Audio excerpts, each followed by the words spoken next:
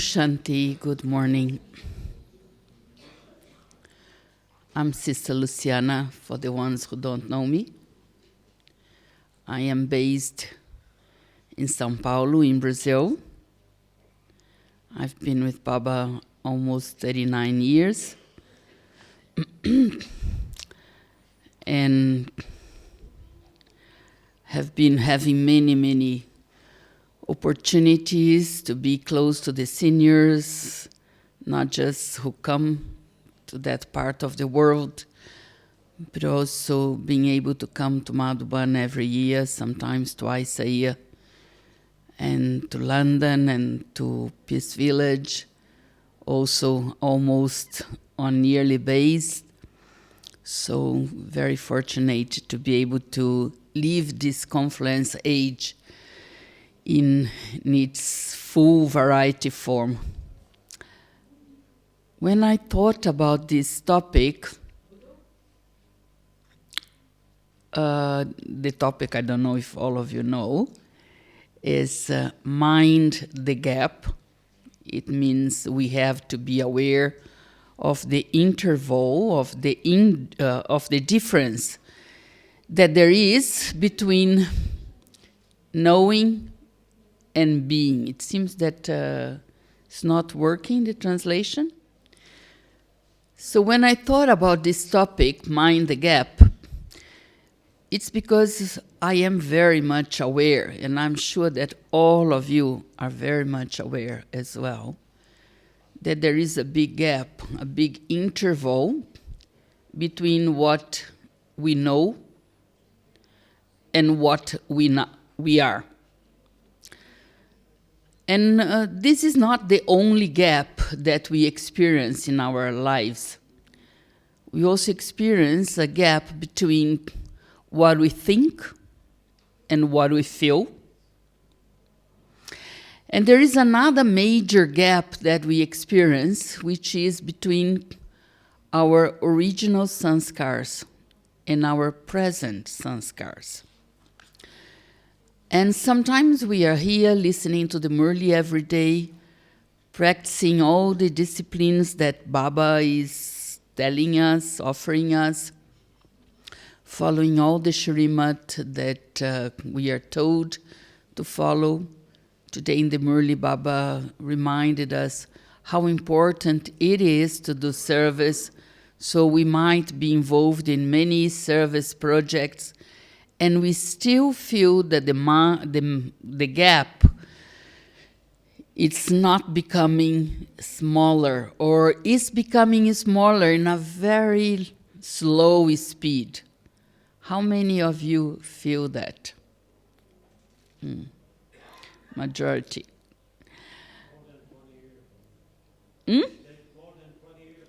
Yeah. Like, for instance, a very simple example. I've been, as I said before, almost 4 decades with Baba. And sometimes I can give you the example that when I arrived in Madhuban, I was not being able to walk because I had a lot of pain in my right leg, and part of my leg had some inflammation. And in the first moment, I felt very upset. I couldn't remember that I was a soul, you know. My body was pulling so much. So even after 40 years, the body has such an influence in the soul. Afterwards, I became really fine, and on the second day, I was okay, but in the first moment.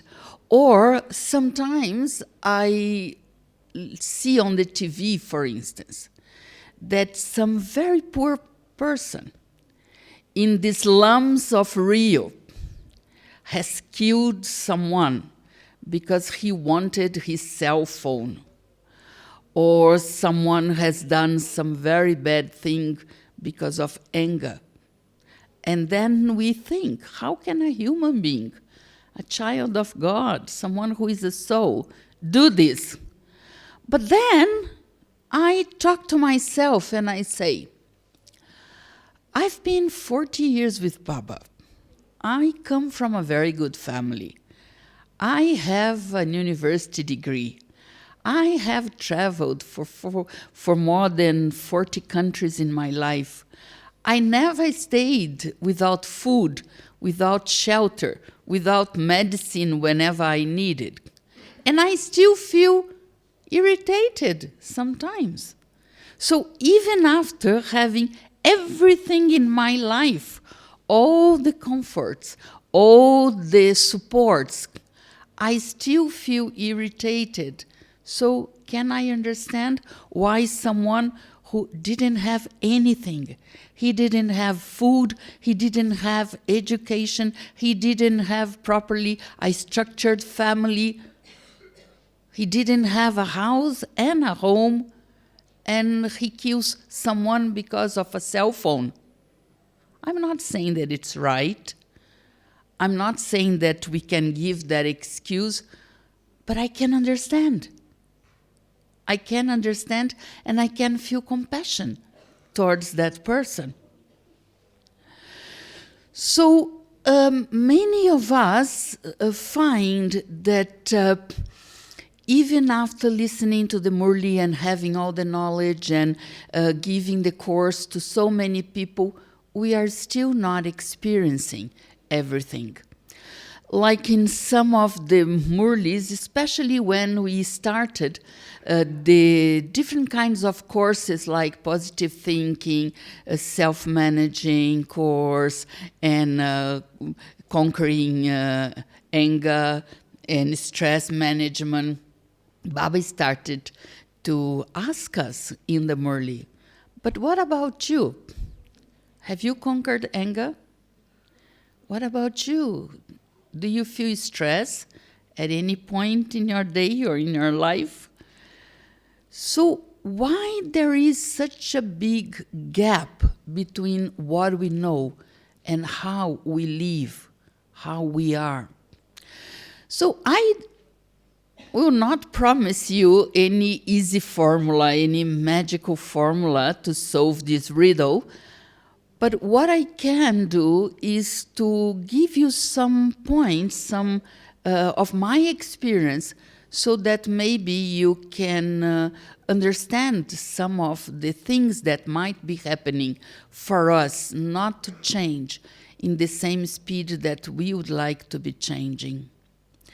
First of all, I think that we have to recognize that there is this gap. Because there are some people that don't recognize, and they think they are already perfect, or because of arrogance, or because of ego, or just because they are not capable to see their failures or their limitations. They feel that they are already that. And this indicates lack of maturity. So first of all, we have to accept that and to be open for whatever drama has to offer us to help us to diminish this interval.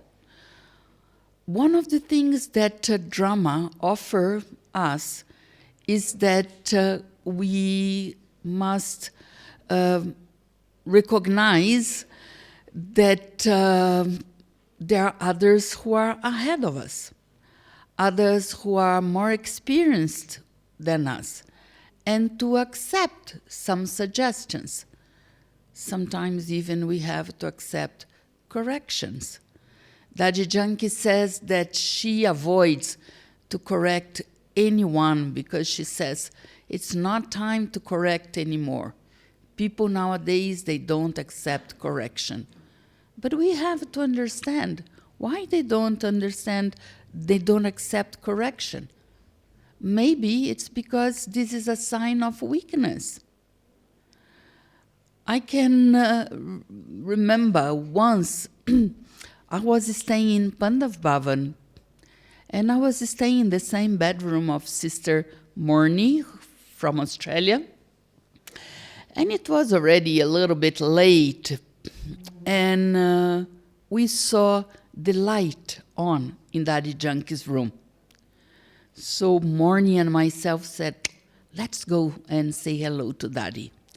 So we went there, and Daddy started to talk to just both of us, and whoever was translating that, I don't remember who was. And Daddy said, you know, do you feel very lucky, very fortunate that Daddy knows your names? And then she said that correction is a sign of feeling close. You just correct someone when you feel close to that person, when you feel that that person is worth of your attention, that you can invest in that person. You would not correct someone that you don't feel hope towards that person. So we should feel honored to be corrected. I'm not saying that we have to go here and there correcting everyone, nor I'm saying that we have to correct people in a manner that it's not with dharna and with a polite manner. But I also remember once we were having a self-esteem course in this training section here. And Sister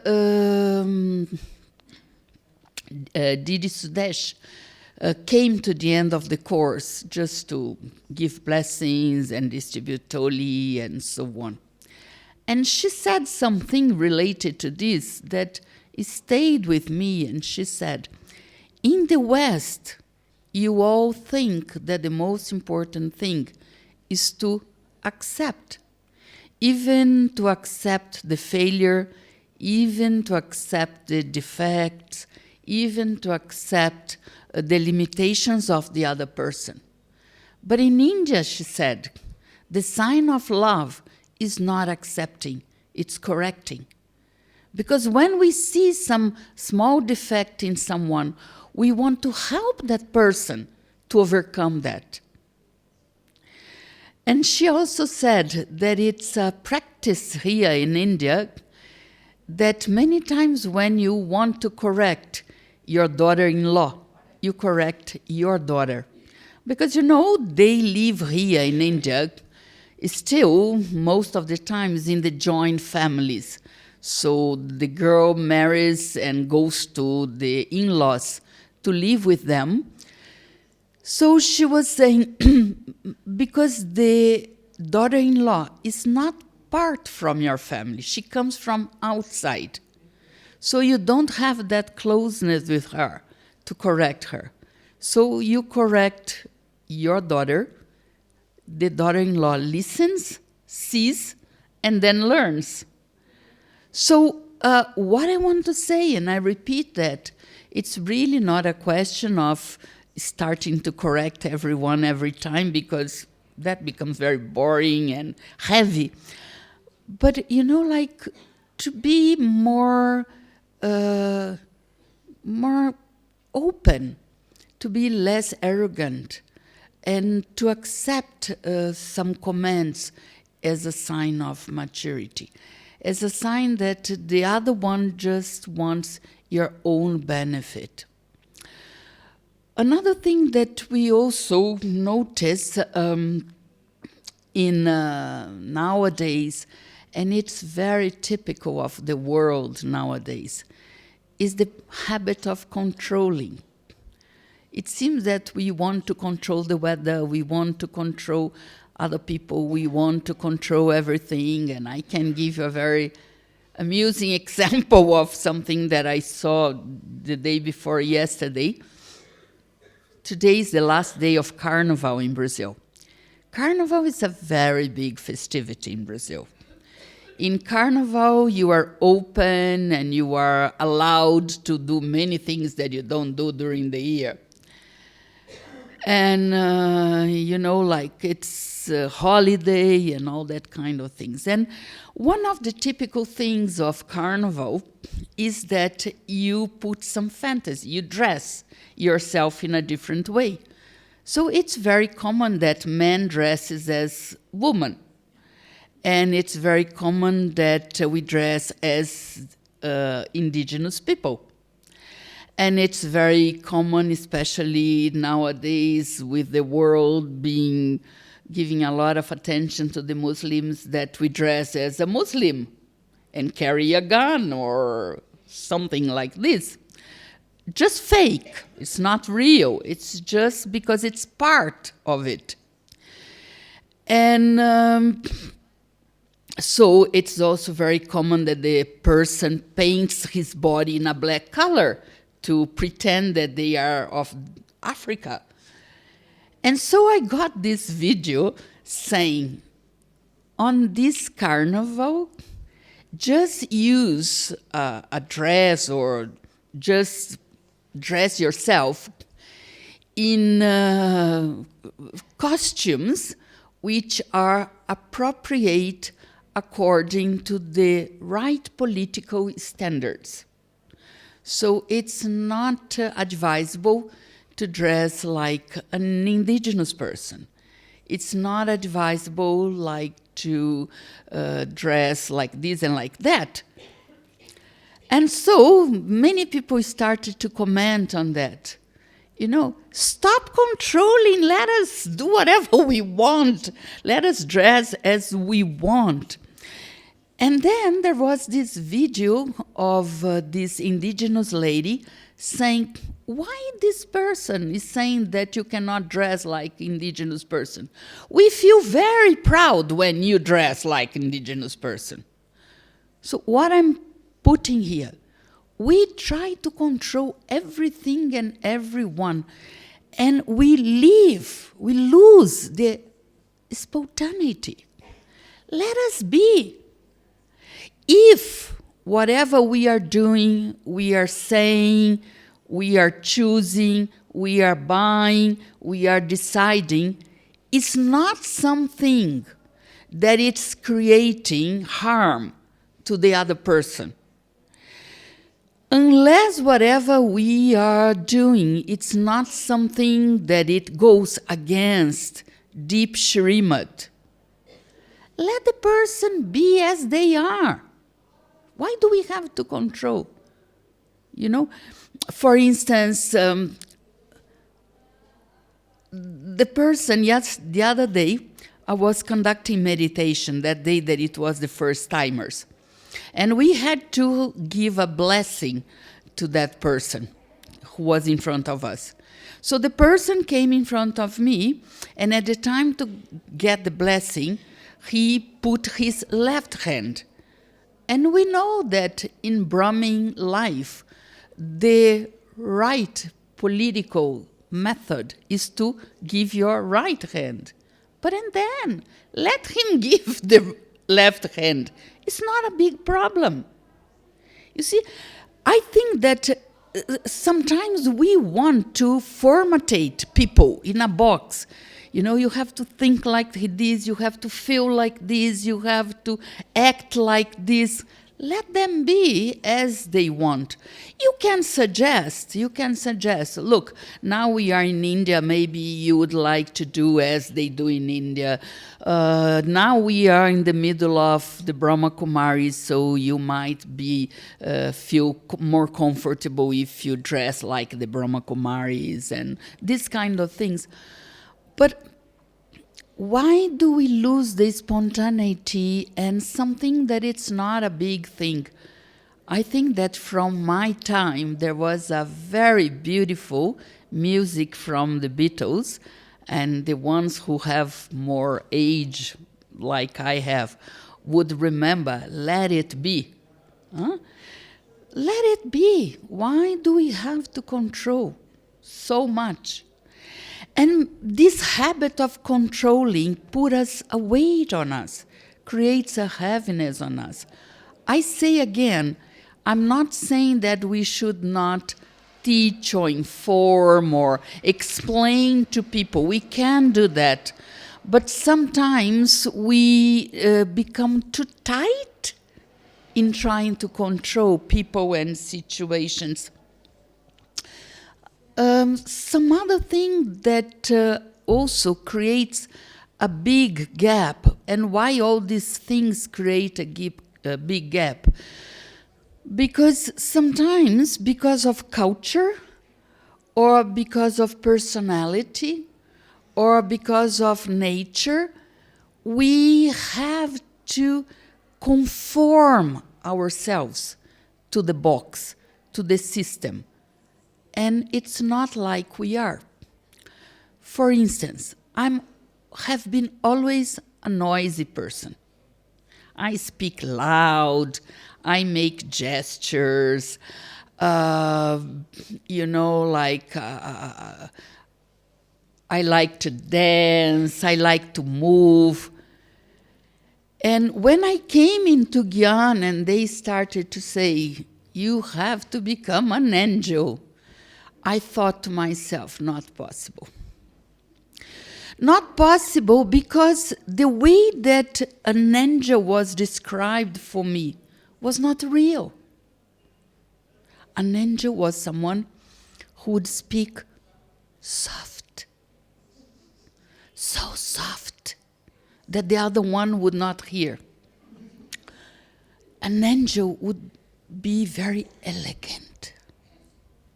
I remember once when I came into Gyan, there was a group of Australian sisters, and they were very pretty. All of them were very tall, blonde hair, green or blue eyes, and they were the angels. So I thought I would never be able to be such an angel. And there was one specific sister, her name was Vivian. She's no more in Gyan. She was a ballerina, dancer, and she used to dance in Madhuban so beautifully.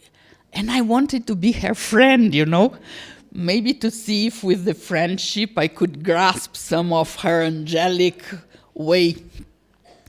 So at that time, the place of eating was quite small, and sometimes we had to sit on the floor in the courtyard of Madhuban, of Pandav Bhavan, and eat there. So there was this queue, this line to get our meals. So I went and stayed behind Vivian. And I took courage and I started to talk to her, to say hello and to be close to her. And she said, shh, we eat in silence. You see, it's okay. It's nice to eat in silence. I'm not saying that we should not eat in silence. But what I want to say is that she's no more in Gyan, and I'm here 40 years after that. So sometimes these stereotypes of what is an angel, what is the perfect BK, the perfect teacher, don't work. Because we have to be natural. Not that we have to be who we are with all our old sanskars. I'm not saying that. I changed a lot, I must say. But, we should not lose our spontaneity. And it's quite important that in this process of trying to diminish this gap, we keep our singularity. We should not compare ourselves with no one. And it's not just a question of comparing, they do like this and I do like that. This is right, this is wrong. This is all limitation. This is all limitation. My background is as a sociologist and anthropologist. And I like very much this subject. And to have studied this study and to have read many books in my life about this subject, I understand that this is just culture. Right and wrong is just about culture. There is not such a thing as right and wrong. You see, it's just culture. And it's not just according to culture. It's according also to times and to places. And sometimes we are taught something about behavior or how do we have to do things. And we forgot why that principle, why that law, why that system was created. I can tell you one thing. For instance, in India, the left hand is considered not to be very good, to be dirty. But you have to understand why. Because when they go to the bathroom, they don't have toilet paper. And they don't have how to wash themselves. They have to do it with their hand. So, but nowadays, decades after that, people have toilet paper. Also, people have small showers in the bathroom. And for us BKs, we have a full shower anyway. So why do we have to keep these old systems? And many places you are avoid to eat or to do something because of the diseases connected with that food or hygiene or many things like that. But nowadays, we are in a different world. I remember when I came into Gyan, we were absolutely prohibited to eat any soft drink. We were prohibited. And nowadays, I don't drink any soft drink. Not because I'm prohibited. Not because Gyan prohibits me. Because I know that it's not healthy. So I don't drink, point. But, you know, how many today, nowadays, they even sell in Gyan Sarovar soft drinks. So times changes. And I'm not saying what is right and wrong, because as I'm saying, I would prefer to say that to have soft drink is wrong. Because I don't have, and because I know that it's not good for you. But we cannot say that's right or wrong. Like, for instance, there is a big battle nowadays. If we can have milk products or not. Then the Brahmins go to the seniors to ask their opinion, and Didi Nirmala would say, Brahma Baba used to drink milk and used to eat milk products, so we should have. And then you go to Sister Janti, and Sister Janti is vegan, and she says, wow, but the milk of nowadays is much different from the milk of that day, and the milk from this time of life, it has a lot of violence towards the cows. So, you see, there is a space for you to choose for yourself. So don't compare, don't try to tell others what to do and what not to do.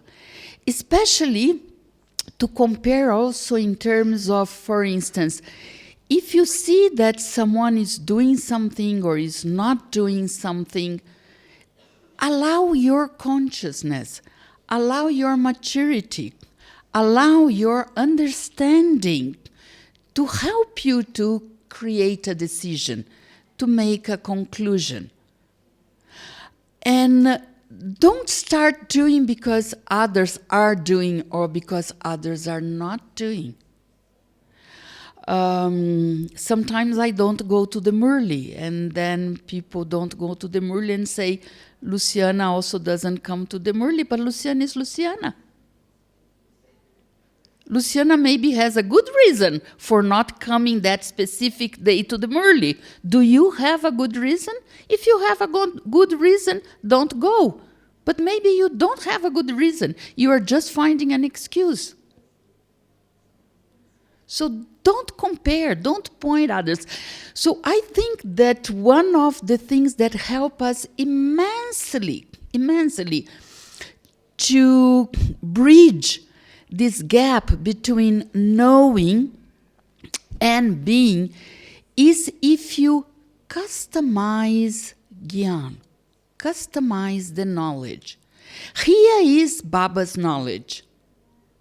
And you have to cut and adapt and fit this Gyan to you, to your life, to your age, to your position, to your Lokik world, family, job. I'm not saying that you are not going to follow what Baba is saying, but what I'm saying is that you have to customize the Gyan for you. You have to fit the Gyan according to your health, to your moment. And if you don't do that, Gyan will not be something enjoyable, because you're going to be a slave to Gyan. Gyan will be just like words. Gyan will be just like the scriptures for the learned people. That's what Baba says. Like when we see some pictures of Baba, we do see Baba with short sleeves t-shirts, isn't it? But if a brother would go into the courtyard here with short sleeves t-shirt, what will happen? So we have a Brahmin code of conduct. We have a Brahmin lifestyle. We have a Brahmin system. We have Brahmin Maryadas. We have Brahmin Shrimats. We have Brahmin methods. We have all of that. And we have to follow that. But we have to follow that being me, not being someone else. And even if I purify my personality to the point that I'm ready to go to my first birth in Golden Age, I'm not going to be like Helen. I'm not going to be like Susan, because Susan is Susan, Luciana is Luciana. Even my best personality, even my purest sanskars will be mine, will not be like a regulation. We have to accept that. And we have to know ourselves. That's why we have to know ourselves using Gyan. And we should not put Gyan like if we are forcing on ourselves, whatever the knowledge Baba is giving.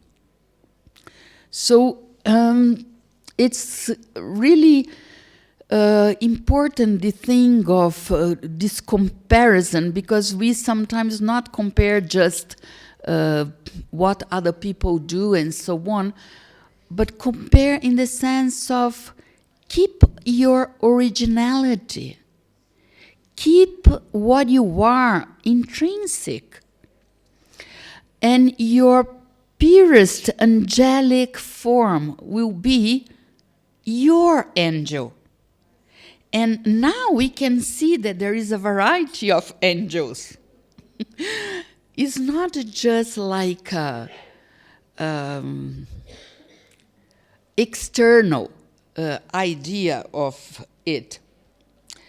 Another thing that can help us immensely to bridge this gap is to be able to read the circumstances around you, to read the message that comes from different forms. The message doesn't come just through the Murli. The message comes also through the Brahmins. The message comes also through your fortune. The message comes also from your health situation. The message comes also about your facility in terms of financial situation. Are you reading properly all the messages that come around you? Because you say that you are so good, that you are so senior, you are so elevated, you are so intelligent, but everyone avoids to be close to you. Are you reading the message properly? Or you think that you are so rich and that you are so fortunate that till the last minute, the sky will open and the ticket to Madhuban will come in by the post, that you create a lot of problem to people to reserve your ticket, to give your name on the database to Madhuban and everything, just believing in a miracle that will happen in the last minute.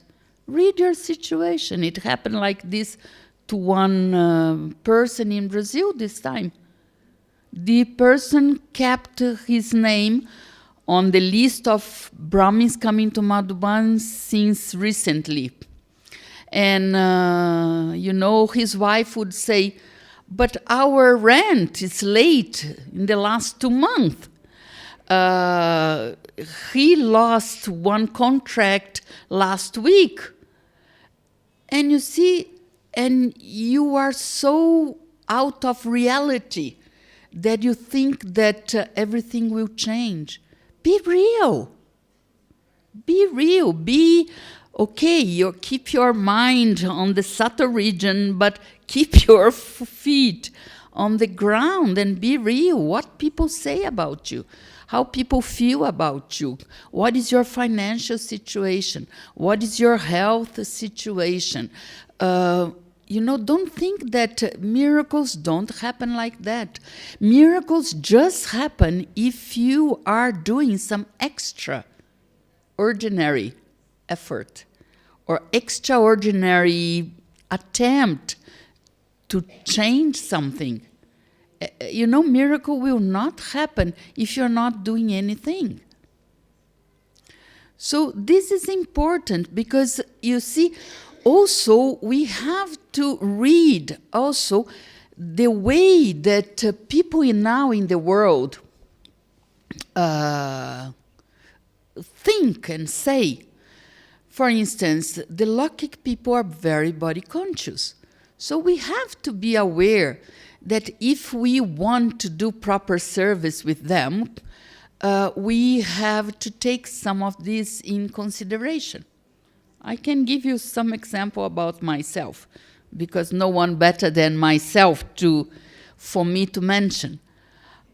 Since 20 years, I've been battling a lot with my obesity. Has been real battle. I've been trying all methods that you can ever imagine. Some 6 different treatments, 20 days just having juices.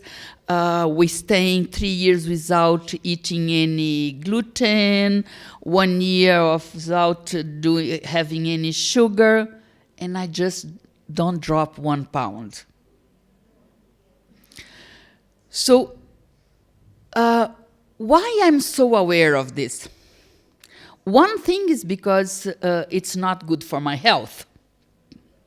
And it creates many problems in terms of health. But another thing is because of service. If I am a Brahma Kumari, and if I am representing Baba's Yagya, I will not attract people to Baba and to Baba's Yagya not being fit. People are going to say, all these Brahma Kumaris are so fat. My God, I don't want to go there. You see, they eat so many tolis and chapatis that look how they are. We have to be real. The world values so much. If I am giving a class or if I am talking to people, and I look down and I don't have courage to look the person in, they would say, who is this person? It's strange, isn't it? They talk to us, but it's as if we do not exist, as if we are not in front of them. So if we really want to do service, first thing is our stage. First thing is our vibration. Then second thing is how we give knowledge.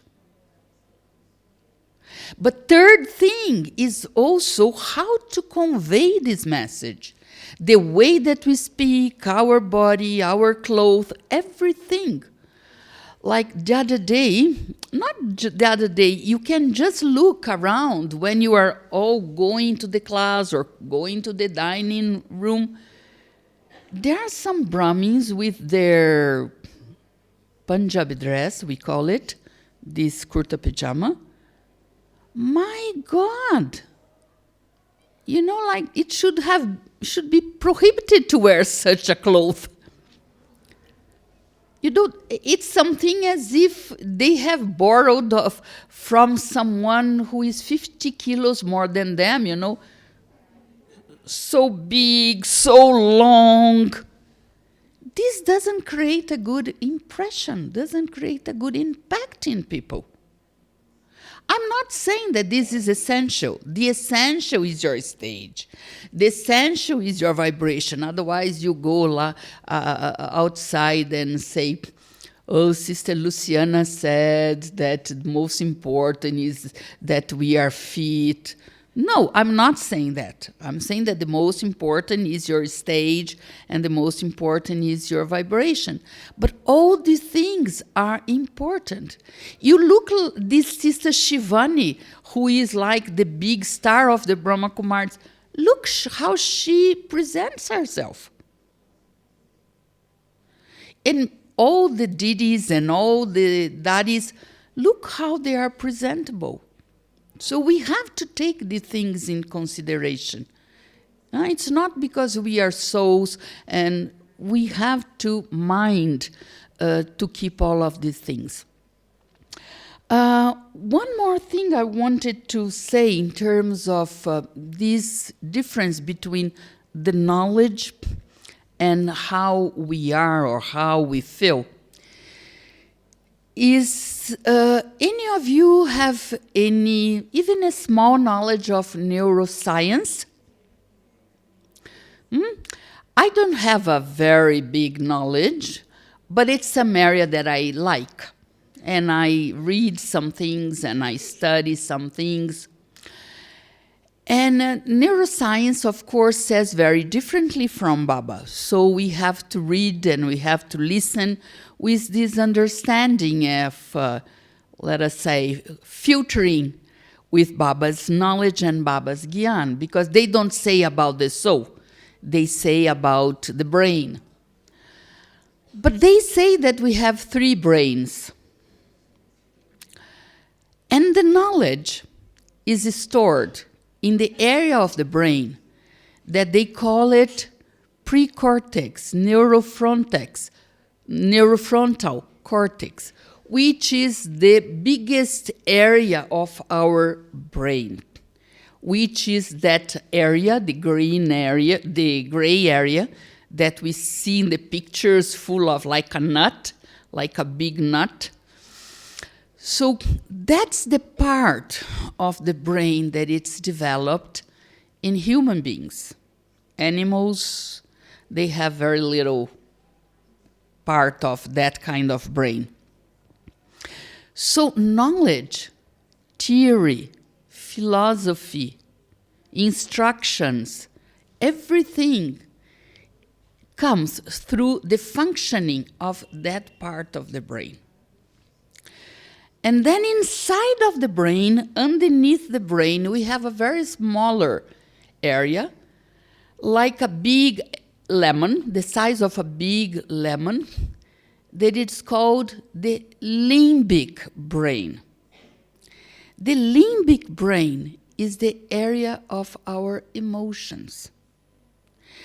Imagine that our mind, putting in Baba's terminology, the mind uses the frontal brain for the thoughts and use the limbic brain for the feelings and the emotions.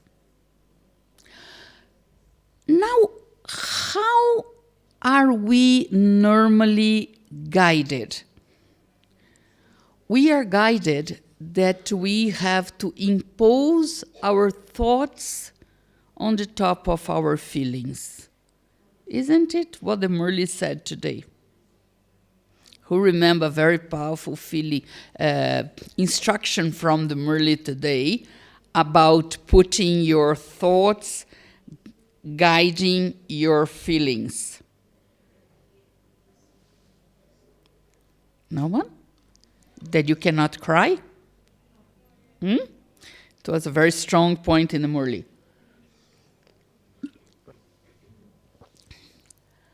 But you see, how can we do that? Because if the thought just overtake the emotions,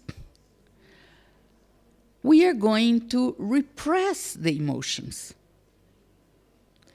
And how are we going to feel if we are a repressed person? Are we going to feel happy? Are we going to feel intoxicated? Are we going to feel courageous to express? Are we going to feel self-respect or respected? So I'm not saying that you all have to go here and there crying. I'm not saying this, but you have to understand, not just repress your state of crying. You have to understand, why am I feeling like this? Why am I not feeling happy? What is happening? Which areas of my being are not being fed with the right thing, the right thoughts and feelings and company? And is there any chemical imbalance in my brain? Is there any vitamin that it's missing in my food? We all know that when vitamin D or B12 is missing in our body, we become depressed. So, is it just a question prohibited to cry? No. So now we are mature people. We should not just saying it's prohibited to cry. We should now ask ourselves how to create such a stage when I don't have any need or any desire to cry. When I'm so fulfilled, I'm so happy, I'm so satisfied that if I cry, it's just pearls of love or pearls of happiness. So you see, it's not going to help us if we suppress or we repress our emotions. And what is the difference between repression and suppression? Repression, it means that you see that it's there, but you tell yourself, I cannot feel that. It's prohibited to feel that. It's not Shrimad to feel that. It's not a Brahmin way of doing it. So you condemn, you prohibit, you lock in yourself that feeling till the day that that feeling is going to explode. But suppress, it means that you ignore, you avoid. You try that you don't see. No, I'm not, it's not true, I was not crying. Just something came into my eyes. You don't have the courage to accept it. You just ignore it. No, it's not true. It's just, it's just because I was coughing too much. So if you suppress or if you repress, it's not going to bring knowledge closer to your being, to what you are. If you really want to be who you are, first of all, we have to meditate more. That's the first thing. But when I say to meditate more, real meditation, it means that I have to be involving my feelings in meditation. If I just keep giving some meditation commentary with my frontal brain, through meditation commentary is not a slow speed lecture. It's not a slow speed lecture. Some people give meditation commentary as if they are giving a class. It's not that. Meditation commentary you have to give directions for your soul to go somewhere, to feel something, to experience that. That's what meditation commentary should do. I am a soul. I am light. I am. I, at this moment, am just visualizing myself as a point of energy, whatever you want. But you have to give direction for yourself to experience. Meditation commentary is not a visualization that you travel to a lake with green water, very calm, and mountains of snow. This is not meditation because you are not changing your feelings. Meditation, you have to join the thoughts and the feelings. Whatever you think, you have to experiment. If you don't experiment the directions that you are creating in meditation, you are not meditating. Meditation is basically experiencing. And if you are experiencing, really, 1 hour of meditation can make your need of sleep less. If you are really meditating, you can really experience your original state and your qualities. If you are really meditating, you can see your sanskars changing. If you are really meditating, you can really see that your vibration is influencing not just others, but even your destiny. You start to see that more beautiful things are happening in your life, that doors are opening, because the two brains, just to say in terms of the neuroscience, are coming together.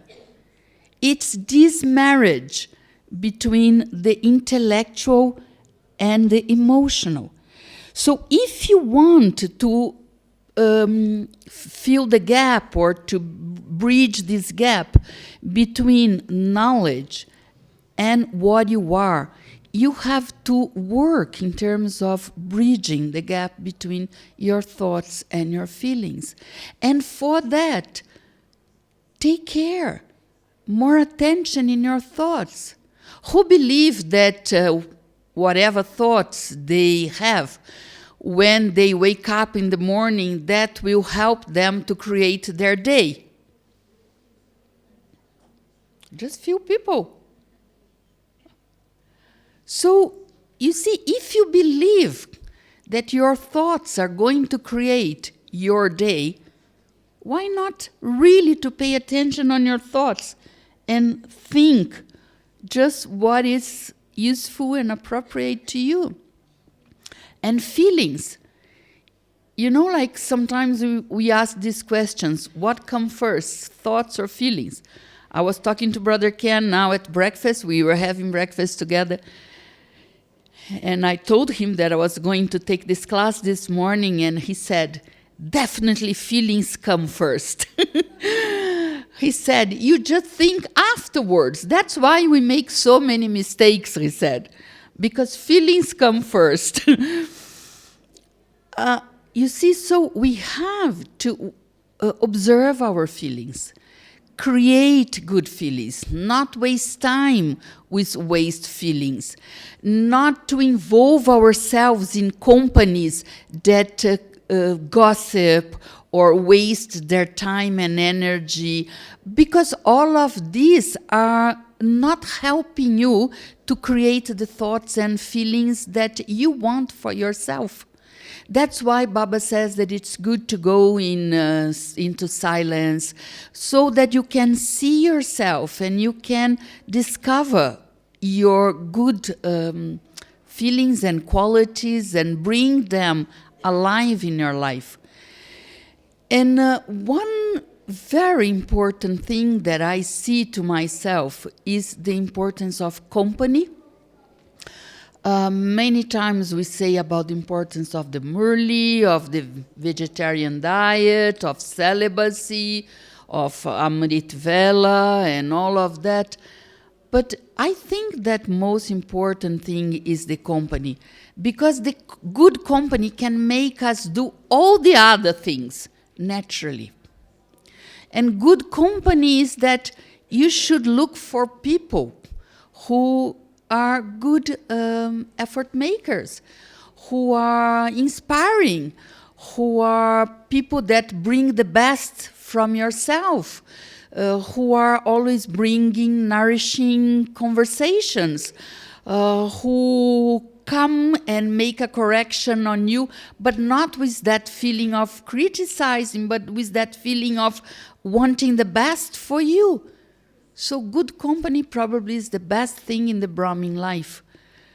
That's why before we used to live in centers, Pandav Bhavan, Shakti Bhavan, and nowadays there are so many people who live alone. They prefer probably because Brahmins have not become such a good company.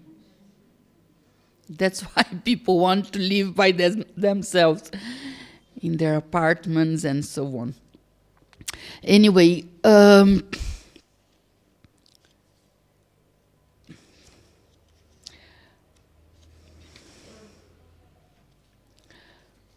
I have made some notes. I just want to finish at 12 so that you can ask some questions. To be able to do this shift, and this is also something that comes from neuroscience, you have to create special stimulus. So if you are saying that you are not being able to change your thought pattern or your feeling pattern, or you are not getting that interest to listen to Murli, or you are not getting that interest to wake up for Amrit Vela, you have to create some stimulation. I just mentioned to you one stimulation, which is to have good company. Good company is a wonderful stimulation. If you have a good company staying in the same room in Gyan Sarovar or from your friends. But there are also some other good stimulations. Even if in the beginning it's a little bit of, how can I say, not natural, it becomes natural. Like for instance, where I'm living now, we formed a group of sisters learning dance. So a teacher comes and we are 5, and once a week we dance. You see, it's a very good stimulation in terms of exercise. Because we know, and I don't know if you know that there is no exercise better than dancing. Dance is number 1, more than swimming, more than walking, more than jogging, more than anything, because dance also not just creates the fitness in terms of the muscles, but also creates some balance inside of this internal circuit. So just try some new language, some new course, start painting. Start some new kind of service that no one so far has ever done. You know, just like start going to the prostitutes and go and make a meditation class on the beach, or, you know, just do some new service that will create this new stimulus, or new exercise, or some interesting book. we have in the Brahmin world very interesting books. Brother Ken has very interesting books. Brother Mike George has very interesting books.